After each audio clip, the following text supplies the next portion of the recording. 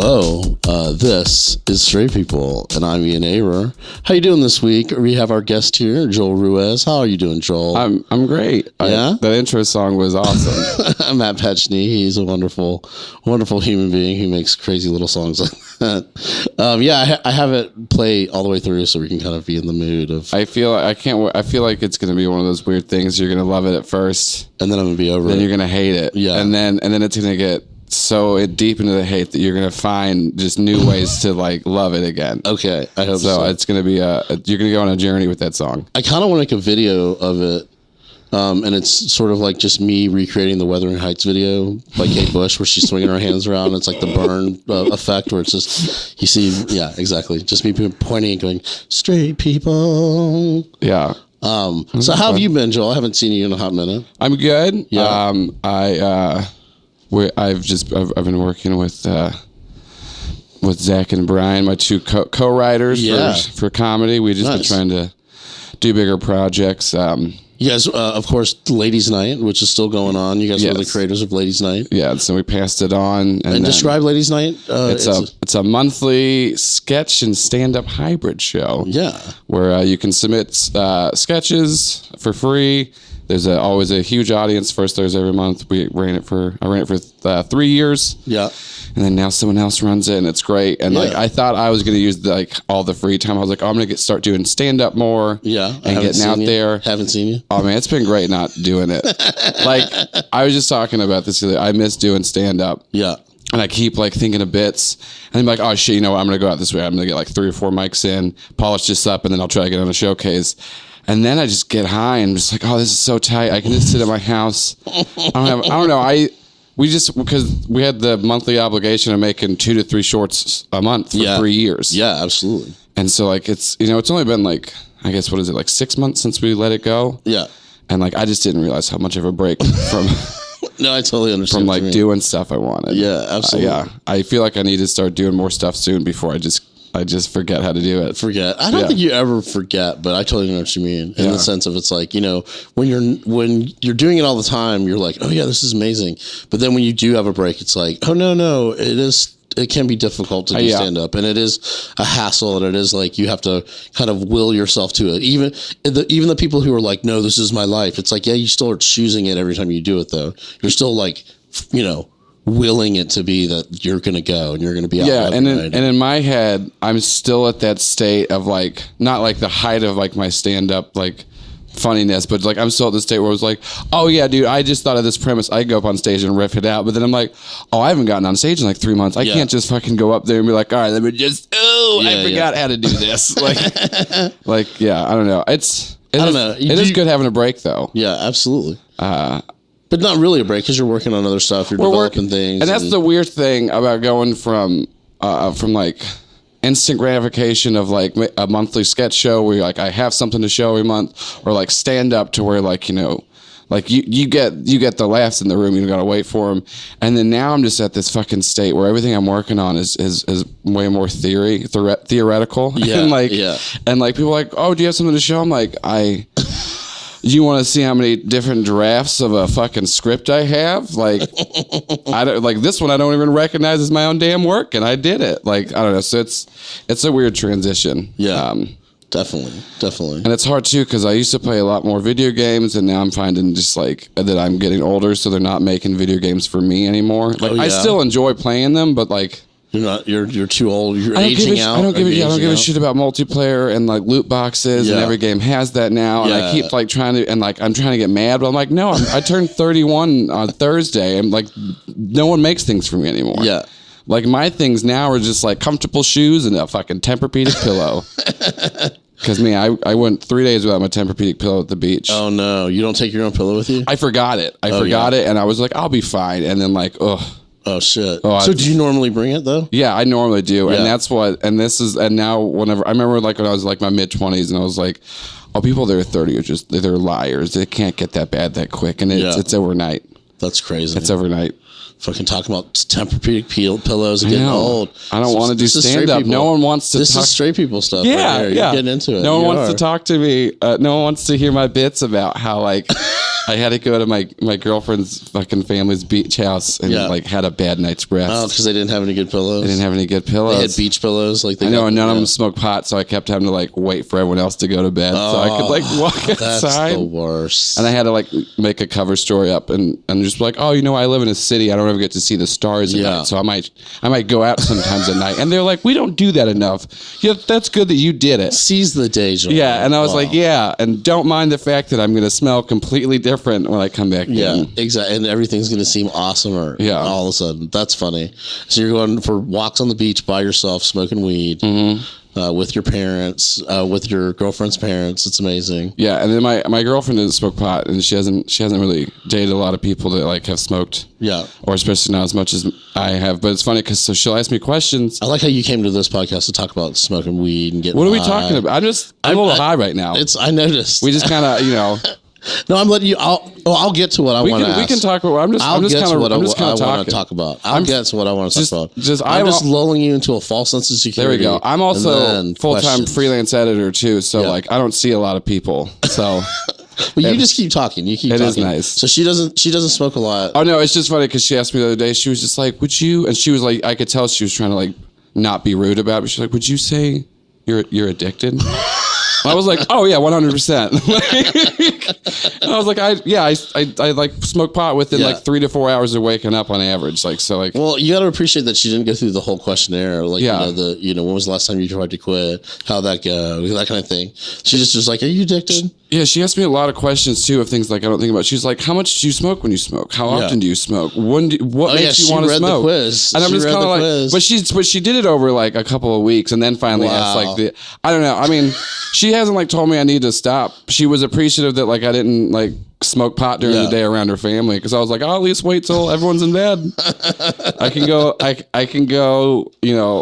12 hours. That's the Todd Glass rule. Todd Glass is like, you can smoke as much pot as you want, but just at night. Just at night. That's just. I have that, but it's extended to all the time. Oh yeah, but that's funny. Yeah. That's funny. I keep trying to quit. I keep trying to quit smoking flower because I think it'll make me a better comedian. But then, like, I write the best jokes when I'm high, so I don't. It just doesn't. I don't think that. I had like an 8-month stint where I quit smoking, and it didn't change anything in me. Oh yeah, I still made the same stupid jokes and had like the same like hard times focusing, and also I didn't. Well, my number one excuse for smoking pot, to bring it back to the podcast, is like when I first started smoking, like in my like 30s, was that I had anxiety related to dealing with straight people. Mm-hmm. That was my excuse. That was my reason, which I still sort of believe. But like when it really comes down to it, I was just like, I'm going to blame this on straight people too. And I'm going to smoke a whole bunch of pot. You know what I mean? So can we talk about, I know you posted recently. Oh yeah. I came out publicly as bi. Yeah, absolutely. Lots of people have known it throughout the years. And the reason, I don't know if I knew that about you. Well, see this is why I've never been like, I never felt closeted about it. If people like ask me about it, I will talk to them about it. But the main thing is like, I've never been attracted to a guy in the sense of I want to date them. Yeah. I've just done sexual stuff with guys and like never met a guy. I'm like, oh, you know what? You're my best friend. And I think like we should be more intimate. Yeah. Like, I've never had that. And so like, to me, when I tell people I'm bi, it's more so I'm just kind of like, I like to come this way sometimes. How do you like to come? Because like, that's more so what it is for me. I don't think they can hear, but you just have the most giant smile on your face. While you're saying all this, it's just like. Because the reason why I did it recently, I went to a television festival in Austin. It was a fun time. Yeah. And they just had a lot of talks about like inclusion and diversity and representation. Absolutely. And like, I don't know. I just with the shitty era that we're in right now, like I've been getting way more. I know more about the news, and so I'm more involved, and I'm just upset. Yeah. And like scared a lot, and like I wanna be an ally there, but like I also don't want people to like.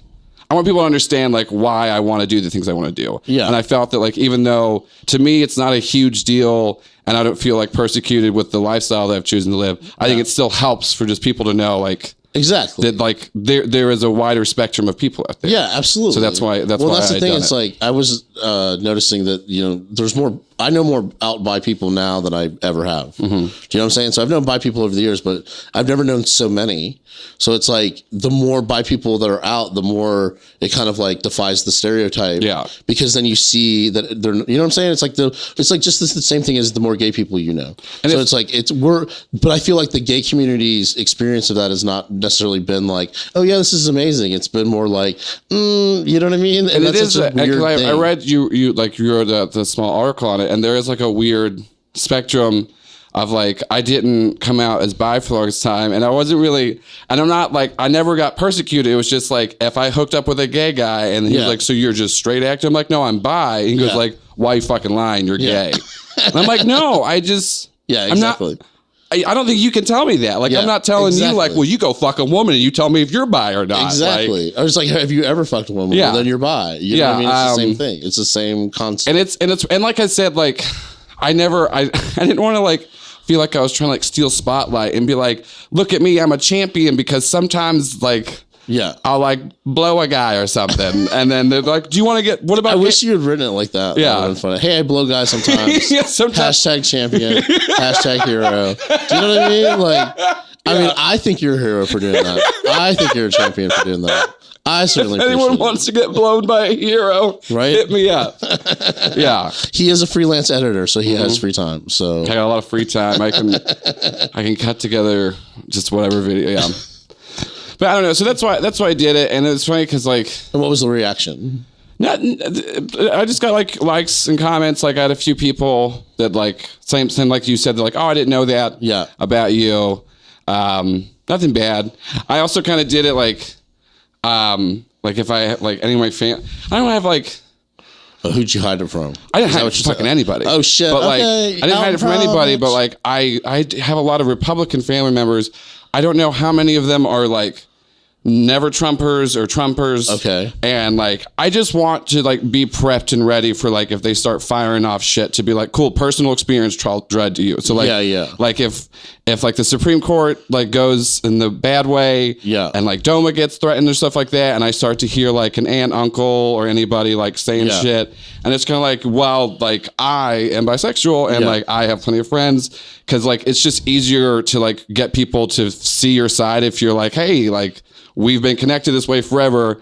And so it's just, I figure it's just easier to do it now and preemptive, because like, you think it's coming? I think I don't. The bad way, as you refer to it. I don't know. The country's going the bad way. I like that. I don't know what's really going to fucking happen, because I feel like also with me right now. I think we know what's going to happen. Well, I think for me, I'm a little anxious, because like I've never given as much of a fuck as I have right now. Yeah. And then this is like the worst time to start fucking like dipping your toe in, because like my comparison is like, oh, everything's fine, happy, drugs, do whatever you want, to like, oh my god, like my niece is gonna like be a fucking like a handmaiden kind of thing, and I'm terrified. Absolutely.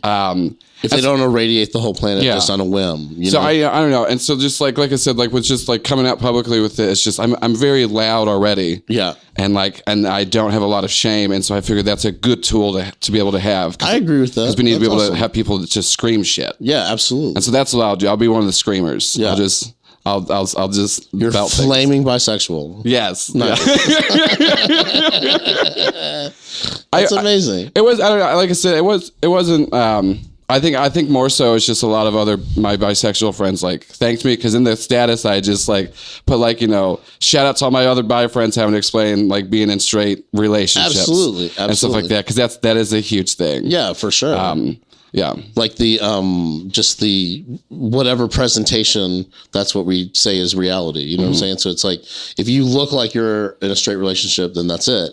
And then if you say anything otherwise, we're going to go, well, I mean, the overwhelming evidence. Do you know what I'm saying? Yeah. And which is like, it's such an antiquated way for gay people to think. It's also crazy too, because there's so many people, you know, just on the scale itself, but there's dudes that like constantly hook up with other guys, and they're like, oh, I'm straight. Oh, absolutely. And that's why that's sort of the whole thing is like, what, like you can call yourself straight all fucking day. Yeah. But what is straight exactly? Like, I mean, are there like, do you have to be straight? Do you have to like be repulsed by the other sex? Is that you know what I'm saying? I don't understand. You know, it's like, I've been with men and women. I don't necessarily identify as bisexual, but I'm not like grossed out, but like if I see titties, I'm not like, ew, it's not still like throwing blankets. Yeah, exactly. I'm not like, oh no, my eyes, they're burning or whatever. You know what I'm saying? So I don't like, so to me, like the idea of just like the other sex is just, or you know what I mean? Yeah. Like, or your same sex is just, it's just crazy to me. Yeah. I don't know. That's the weirdest thing about the spectrum to me, but just like the fact of just, and I never, cause like, even when I was like younger, before I like was out to anyone bi besides people hooked up with, like, I always considered myself like bi leaning. Yeah. And I never like had it to where I was like, no, I'm just straight, but sometimes I just gotta like fucking bang a dude because of how manly I am or something. But like that's, and I'm not trying to badmouth anybody that's listening that is considers himself straight and likes to hook up with like the same sex. I'm not, but I don't know, just seeing stuff. I mean, we're not insulting you, but who are you kidding? That's what we should be saying to those people. But I don't know, and I think that's why that's the weird. I think there's like. Well, it's the stigma of the label. So they don't want to be anything other than straight. Yeah. But they still have needs. And then and that's why I was saying, like, for me, it's weird to like tell people like, oh, I'm bisexual. And they're like, oh, well, what man have you ever dated? I'm like, none of them. None of them. I have like serious long relationships with women. Let's be clear here. I know a lot of gay men who identify as gay who have never dated there you go. Or been in a fucking relationship with a man, but they have definitely moved through some ranks. Do you know what I'm saying? They've definitely like gotten a lot of people through the doors. Yeah. And so that for that to be the measure, then I would say that there's a huge part of the gay population that aren't gay because they've never dated a man. Yeah. Longer than a couple weeks. It's like that's insane. So how does your girlfriend feel about it? Does she identify as bi? Is she? No, she's actually she's like the first girlfriend in a long time that has considered herself like straight. Yeah. Like I've had other ones that are like leaning, and like I've talked to I told her about it like when she asked me like early on when we were dating, but she had just said she was like that's fine. She goes like I never experimented, but like I've thought about it and like checked into it, and like she was just like I could say a woman's beautiful, but like it stops there for me. Yeah, yeah. And so then I told her to go out and get more gay. No, that's unacceptable. No, but I've never really had anybody like come at me with it. But also, like I said, like I'm way more like I'm very slubby, and I just seem like just every other like chubby white comic in the world. So like I don't think I don't get like I've never had like to deal with like being on the end of a lot of hate speech for it. So. I gotcha. Well, and it's like, the other thing is what's the specific hate speech for bisexual? Is it you're just grouped in with gay? You know what I mean? Like if someone's going to make fun of you. I guess that's the only. There's not really a bisexual slur. Yeah, the only thing is it's just people saying like pick a fucking side. Yeah, I think that's it. But like I don't know. To me, like I'm just like I don't have to do that. So that's so interesting. No, but yeah. Well, and do you think bisexual women like that's more acceptable or just in society something that's easier to accept? I think it might be just because of just like the bro idea of just kind of like it's cool when two chicks do it, but when two dudes do it, it's gross. Yeah, which seems weird because like in the modern era, that bro thing seems like the new kind of version of. Yeah. The two chicks who just happen to make out. Yeah, it seems like broness is always being cast as gay now. Yeah, that's where they're just kind of like, yeah, dude, like we play hard on the field and we play hard at home. Yeah, like, exactly. Yeah, and that's I don't know. I feel like a lot of it's changing, but I also just live in cities, and so I don't expose myself to like. You don't leave the bubble? Yeah, I don't leave the bubble that much. So I'm just kind of like, to me, like between like my feed and the fact that I lived in like East Atlanta, I'm just kind of like, everything's great in the world and we're very progressive and nothing wrong is happening. I'm just like, one person was racist at Joe's Coffees 2 years ago and then it stopped. We solved it, everybody. That's like... And then like I talked to anyone in my family and I was kind of like, we're going to burn. We're all going to die. Oh my God.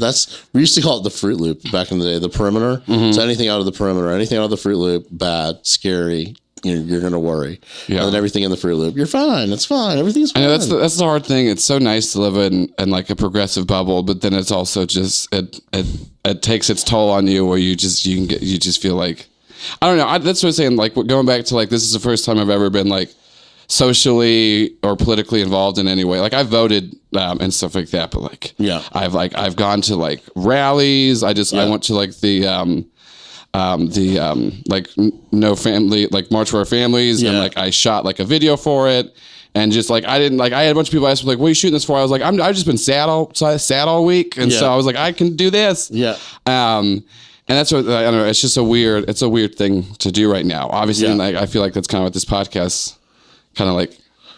Not just about that. I don't know. It's just like being able to have this conversation because like. Yeah, absolutely. And just talking about like the wide ranges of people in like in the queer spectrum itself. Absolutely. The queer spectrum itself, and then like where does the queer spectrum end and where does straightness begin? Mm-hmm. Is straightness literally everything else? Do you know what I mean? Like, is it everything? Is it every bit? So it's like whatever we say gay is, and then everything else is straight. I don't think so. I think that the spectrum is like way deeper on inside of what we call heterosexuality than it is over on the gay side. You know what I'm saying? So the spectrum that we all talk about is something that regular straight people just don't even, that's the thing they're pretending doesn't exist. Yeah. And it's like, no, we're all a little gay or whatever.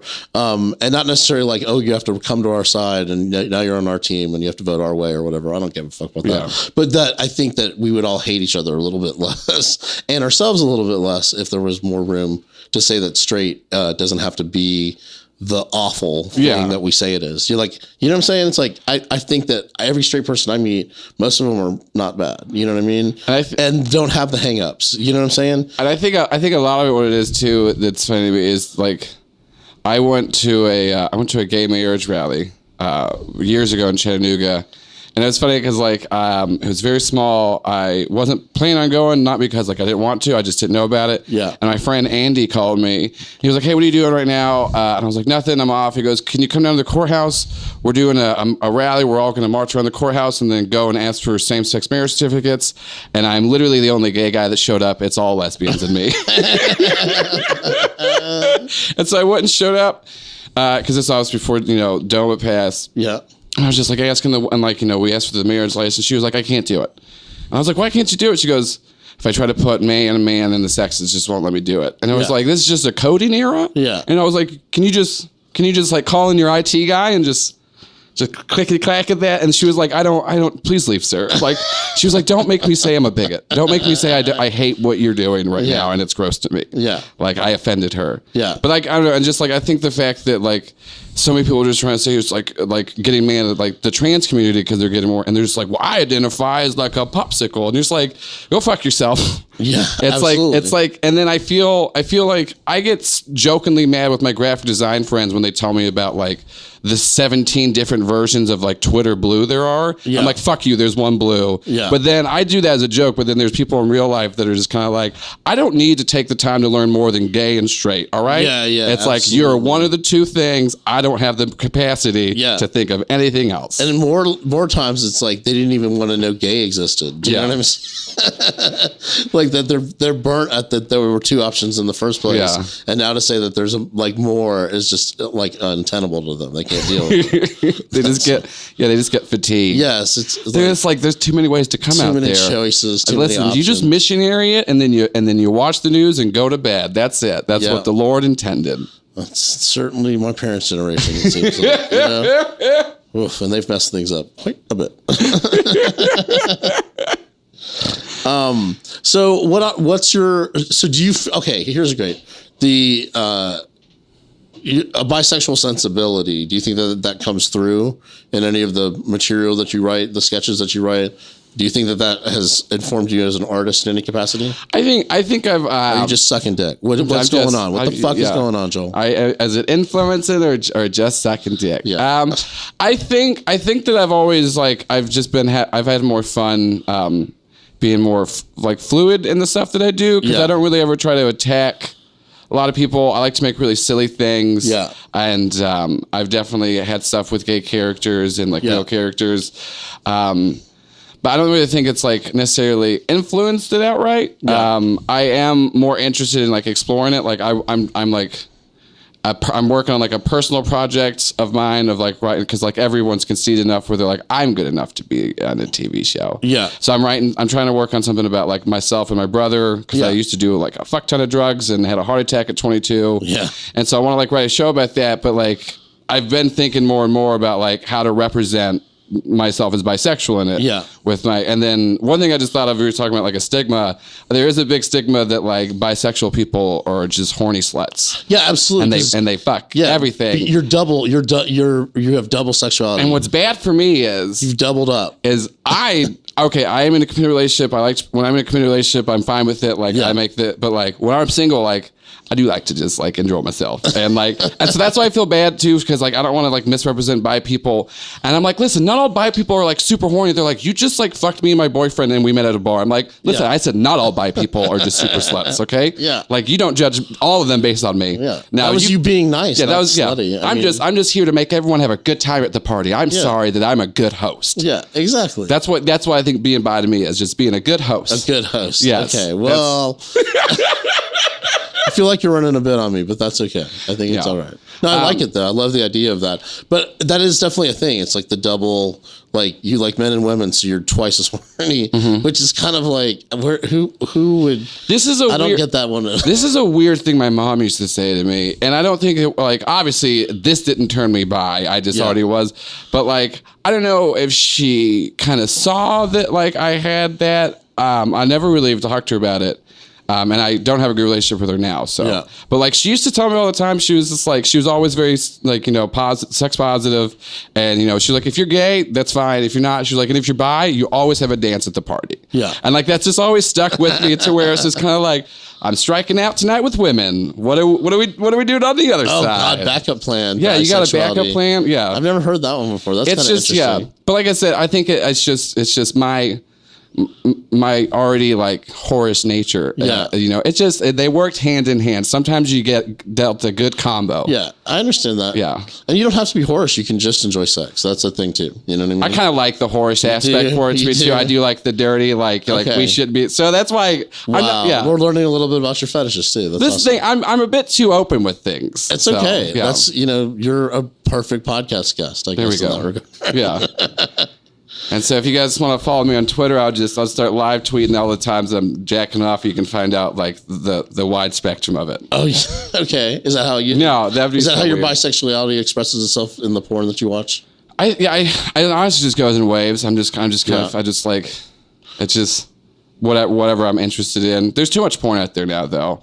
And I definitely get into. I think recorded porn's over. I think it's all live cam. I've gotten into like points where you just get too far down the rabbit hole on just like the stuff you're watching. The pussy is that the rabbit hole? I just mean just like the wide variety of porn you can fucking find. No, I'm joking. And stuff, and like you just get too far. Where you get desensitized. Where you're just kind of like, unless somebody's like screaming my dad's name while like flogging somebody, I'm not getting hard. And like, I just need to stop looking at porn for a couple of months. I'm telling you, like I'm like 45 and porn has been boring to me for like 6 or 7 years. Like I can't, like, it's not that it's not, it's so 39 is when it goes downhill. Well, it's aesthetically pleasing still, but it's like, what new thing are they going to do? Or do you just watch the same thing over and over again? And, it's like, I've known a lot of porn stars over the year, not known them personally, but like just that porn stars like live and die in your lifetime kind of deal. And that's kind of a sad. Like Jenna Jameson, I'm never a huge fan of her, but I saw the other day, she's like a huge pro-life Trump supporter activist. And how do you ever jerk off to that again? Do you know what I mean? Like you can't go back. You can't, Once they do that, it's like you can't follow them on Twitter. You can't know their personal life and views. So we're almost at the end here. Okay. We're almost at the end here. So is there any other thing that you'd like to say about straight people? Is there a question about straight people that you might have that I might be able to help you with? I am an expert.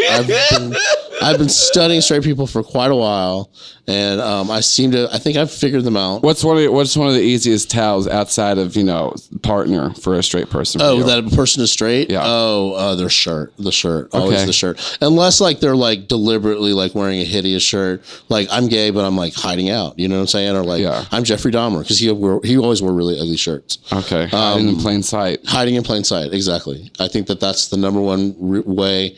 And then I'd say the number two way is like the hate in their eyes. Like, I'm joking. Do you have any questions about bisexual people for me? I don't consider myself an expert, but I will speak for all of us. No, I think you kind of given me a flavor that I haven't quite heard, which I like. You know what I'm saying? And that's kind of the point. Some of this is like, the way I've been booking it is that we're recording like a few at a time. Yeah. And I've had a bisexual person in each kind of wave, and all of you have a different access to it. It's just like any other part of being queer, or just sexuality in general. And because that's the fun thing about it. Like, I play a lot of tabletopping, so it's fun to like multi-class. There you go. Exactly. All right. So Joel, tell us where people can find you online if that's the thing that you want to do.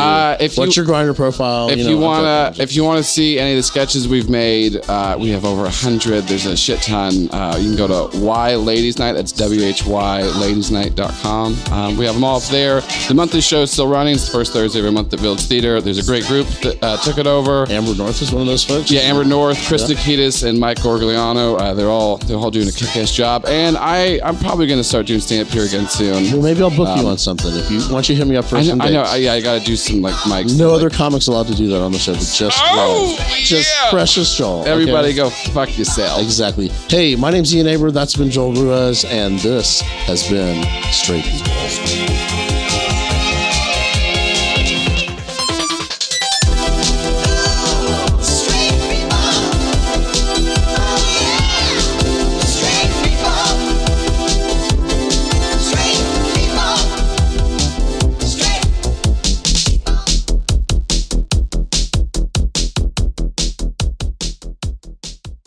You know, when I think about podcasting, I think about Bold Koi. Yes, the very same.